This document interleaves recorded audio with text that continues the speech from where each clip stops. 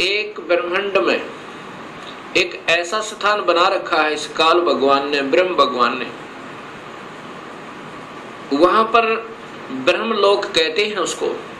उस ब्रह्मलोक के अंदर इसने 3 स्थान बना रखे हैं, एक रजोगुण प्रधान, एक सतोगुण प्रधान और एक तमोगुण प्रधान। जब ये सतोगुण रजोगुण प्रभावित क्षेत्र में इस दुर्गा को अपनी पत्नी के रूप में रखता हुआ वहां रहता है, उस समय जो पुत्र की उत्पत्ति होती है उसका नाम ब्रह्मा रख देता है, उसको रजोगुण बना देता है। उसके बाद ये दोनों उस स्थान पर आ जाते हैं जो सतोगुण प्रभावित होता है। वहां पर जो पुत्र उत्पन्न होता है उसके अंदर सतोगुण आ जाते हैं, उसके अंदर सतोगुण आ जाते हैं और उसका नाम ये विष्णु रखते हैं। तीसरे स्थान को तमोगुण प्रभावित बना रखा है। वहां रहकर अब इसी प्रकृति देवी दुर्गा के साथ जो पुत्र उत्पन्न करता है उसका नाम रुद्र शंकर शिव रखता है। ऐसे ही हर ब्रह्मांड के अंदर इस काल भगवान ने, ब्रह्म भगवान ने ये ब्रह्मलोक बनाए हैं और वहां पर ये ऐसे ही कुछ समय के लिए प्रकृति देवी को अपने साथ रखता है और उसके बाद वहां से अंतर्ध्यान हो जाता है। अब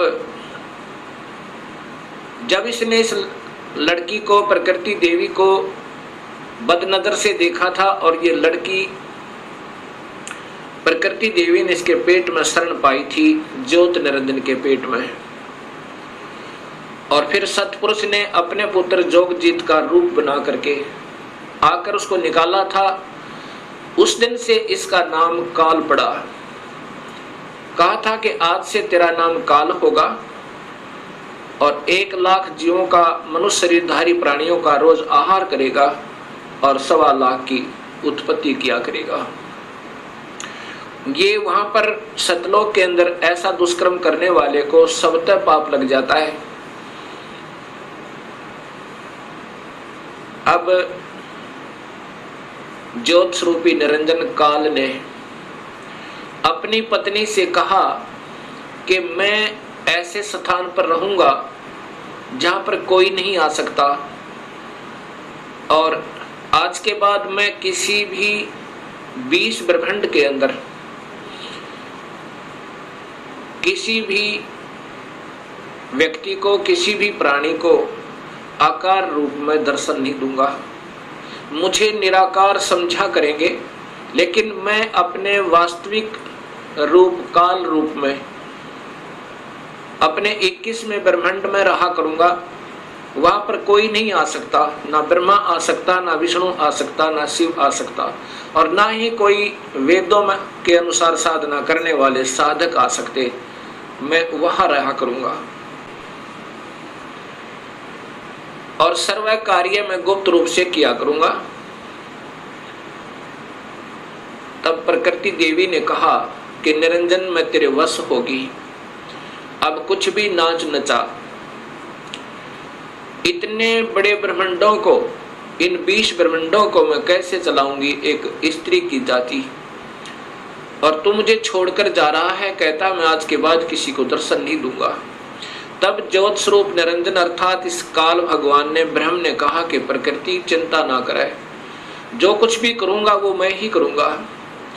तुम तो निमित्त मात्र होगे और ये बच्चे ब्रह्मा विष्णु महेश ये भी केवल निमित्त होंगे। इन सब का रिमोट मेरे पास होगा, सब कार्य मैं करवाऊंगा, तू चिंता मत कर।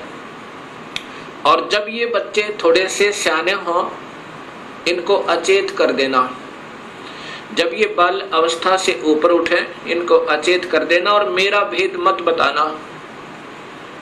ये समझ लेना ध्यान से, अगर मेरा भेद तूने इनको बताया तो मेरे से बुरा नहीं होगा। ऐसे उसको डरा धमका दिया। इस प्रकार ये काल उसके बाद निराकार कहलाता है, लेकिन ये आकार में अपने उस काल लोक में विद्यमान रहता है। जब ये बच्चे ब्रह्मा विष्णु महेश सयाने हुए तब तक इनको अचेत रखा गया। जब ये सयाने हुए उसमें ब्रह्मा को कमल के फूल पे, विष्णु को शेष सैया पे और शिव को एक कैलाश पर्वत पे इनको बेहोश रखा हुआ था और फिर वहां पर सचेत कर दिया।